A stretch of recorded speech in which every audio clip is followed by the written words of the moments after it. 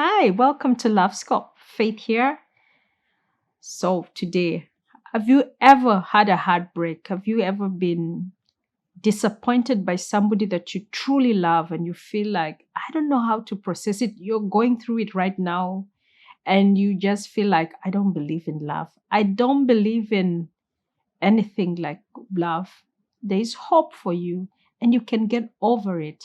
All you just need to do is relax and try and get through the process.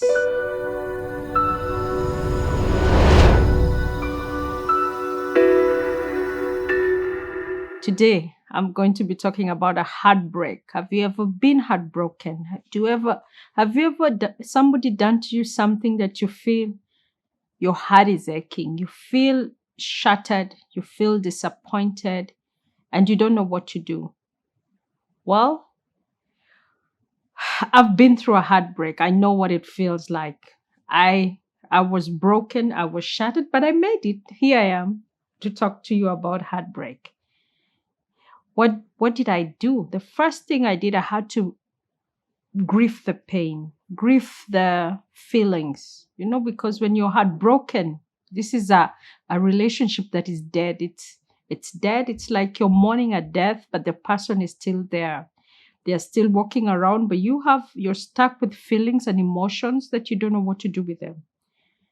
I'm telling you, one time I was so heartbroken. I didn't know, I didn't have words to say. I didn't know what was coming the next day. All you just feel like you want to cry. First, it's okay to cry. Cry, you have to grieve. That crying is healthy. Cry and cry some more. I used to cry and cry. I think I cried like a baby. You know how babies cry? I was like that baby crying. And I had to, my niece would ask me, "My auntie, are you okay?" I say, "I'm okay." And that time I'm just dying inside me because when you're going through a heartbreak, it's your oxygen is gone because you love this person. You feel like, oh, they're your world at that time.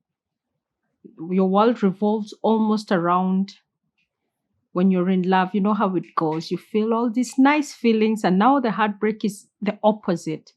So I would wake up. The first thing on my mind is I'm thinking about the person. So you start to feel sorry for yourself. You look at your GSM, you look at your phone, no text, nothing. You start to cry again and cry. But I personally began to pray. I would go on my knees and say, God, please give me peace. I just want peace to make it through the day, to be able to get through the feelings and the emotions. And then I would pray again, but still you feel the pain. The memories are coming. Every song reminds you of him. Every smell, you feel everything is going in another direction.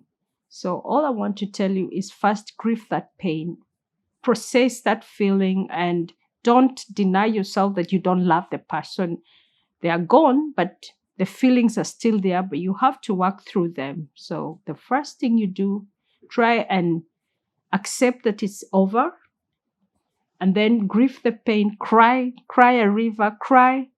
If you like me, pray about it, pray for peace, that inner peace. Because when you have inner peace, nothing else can disturb you, nothing else matters.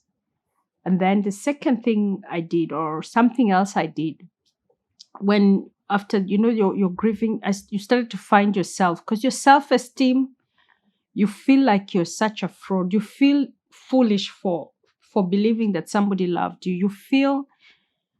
I felt so foolish. I felt like I was such a disappointment. I felt I didn't feel beautiful at that time. My self-esteem was down, broken into pieces because you've been rejected, and rejection is not a good place to be. So you have to start to rebuild your self-esteem. You have to, if it's exercise, I used to run. Then I run, and when I'm running, I'm still crying with my running and my music. But you start to feel good about yourself. You've accomplished, maybe you ran a kilometer. You start to rebuild yourself. You start to know who you are and your worth. And remember, because the person is gone, but you still think, oh, they'll call me after you run, oh, they'll text me. So when you look at your phone, nothing. But remember, if they don't call you, they don't text you, don't call them, don't try and reach out, because you need that break, because they told you they don't want you. You need to, don't start stalking them in the social media or on their phone. Try and stay away from them, because it's healthier. You'll be able to process the feelings that you'll be able to get over that heartbreak faster. And then, and when you're not frustrated about the person is not calling you, they're not texting you, you become frustrated. I would become frustrated. I would look at my phone 10 times, nothing. I'd look, no call. I think my phone maybe is broken, but it's not broken. And another phone comes through, you jump for your phone, nothing. So, but by remember, the more it frustrates you, so you have to try and work through that process, that the phone call or the telephone by this person not calling you or not texting you does not define who you are, because already you feel, I keep repeating, you feel broken and your self-esteem is very low at that time because of the rejection. But remember that nobody has the power to define or who you are. We are sometimes a slave of our emotions, because when you're, what do I mean, a slave of your emotions? You're defined by almost, you need somebody else to validate you, like, oh, Faith, you look good, then it makes you feel some sort of way. But you have to learn to be responsible for your own feelings, for how you feel and how somebody else lets you feel. By somebody, how they, by them not respecting you or treating you some sort of way, can spoil your whole day. But you have to take that power back by empowering yourself with your emotions, not being an emotional slave to other people. By being, how should I put it, making sure that you should be the one who makes yourself feel better. Then the other things that come after is a afterthought. Does that make any sense? Am I making any sense? I'll be back.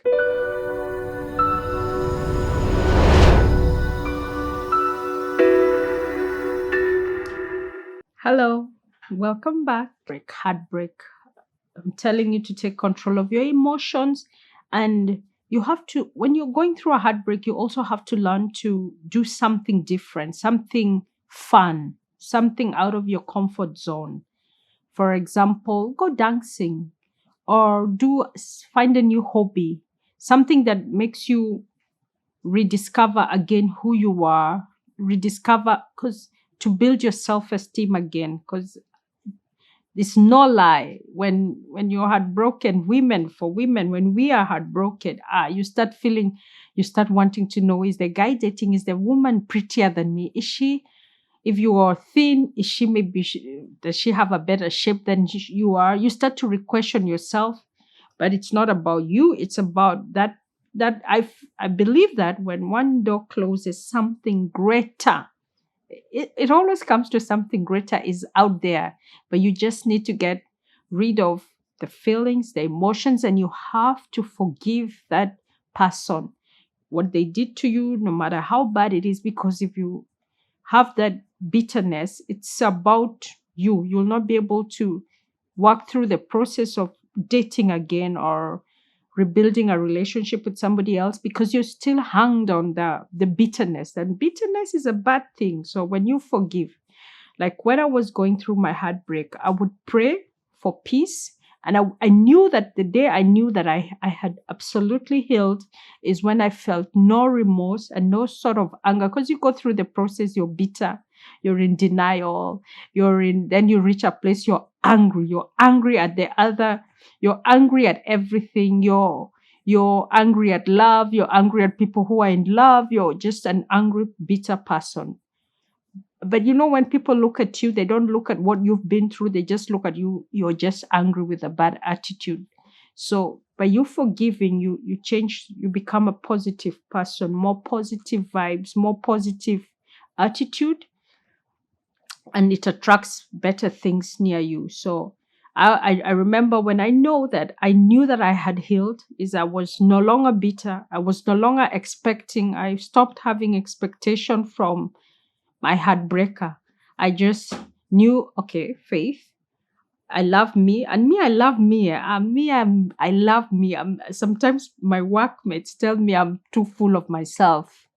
I don't know if that's a good thing or a bad thing, because I'm very confident about who I am. You can make me feel some sort of way, but I had to work through that process. So by faith, loving faith, that makes faith. I don't let people. If somebody loves me, yay, that's really good, and it's a good thing. But I love me, and I know the more there's something else. I have inner peace. I have that peace that nobody else can take that away from me, or I gained it by praying, by finding myself, by doing my own thing and being me. So when you're you and you know who you really are, what you're worth, what you want, then you kind of heal and you forgive. You go through all this forgiveness, and then good things are in the horizon. It's going to be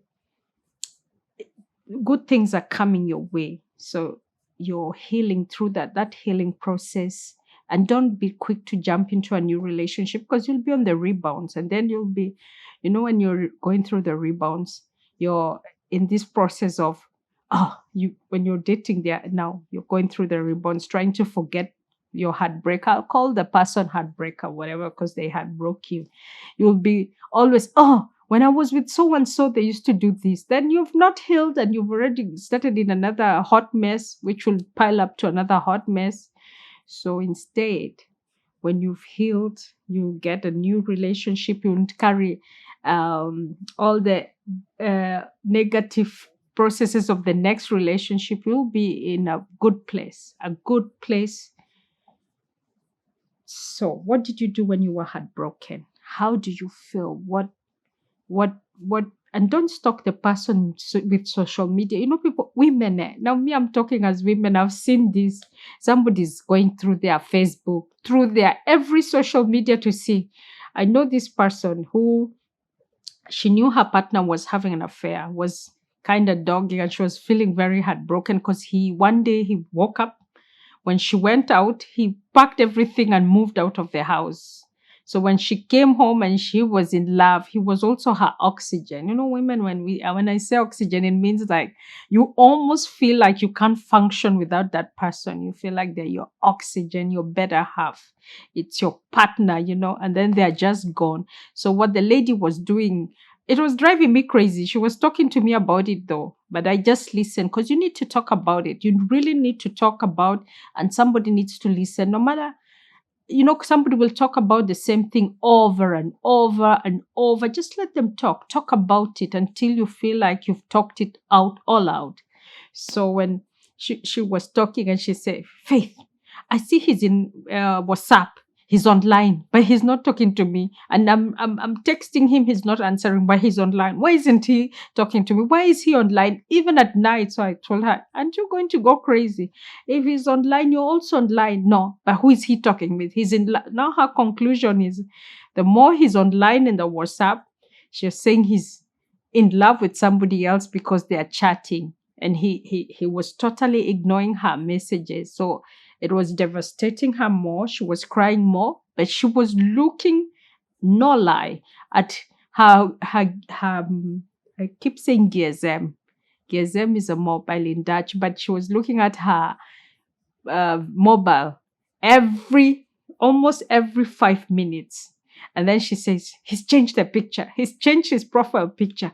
Why am I entering the profile picture? Why has he put himself in he must put me, and they've broken up. But you see, that drives you crazy. I can't, even if I was dating somebody and I'm not in their profile picture, I don't care. Who cares about these things? Because I don't put any other person on my I put me because I love me on my profile picture. But I didn't know such things disturb people. So ladies, I don't know if men do this, but ladies, don't social stalk somebody when they're broken up with you, because you won't heal. And that one of saying they're online, but they're not texting me. If they're not texting you, that means they've forgotten you. You should be moving on, moving to the next good thing. and talking about when you talk, you heal. You look for somebody and talk to them about it, and it gets better. And remember, something new is coming your way, something better. When one door closes, that door was supposed to close, another good one opens, a better one. A one you want somebody who loves you, who texts you all the time. Okay, not me. I don't like somebody who will text me after every 5 minutes. But if you like that, you'll get that. Somebody who gives you the attention you deserve, that treats you with respect. That's the kind of person you want. So remember, when they broke up with you, it was for a good reason. And also, you may not be seeing the reason, but with time, you'll see it. I hope you get through your heartbreak. I know you will. It is hard, but you get through it. And it's not the end of the world. It gets better. You find a better, you'll be at a better place. And remember to love yourself first before you let somebody else love, because there's nobody who has that responsibility to love you. And you don't, because you sometimes we feel like you need a gap, that somebody has to make you feel good, somebody has to love you. That responsibility is all on you. Like I say, stop being an emotional slave and empower yourself to love again. This is Love Scope. I hope you enjoyed. Remember to subscribe. Stay tuned for the next episode. Bye.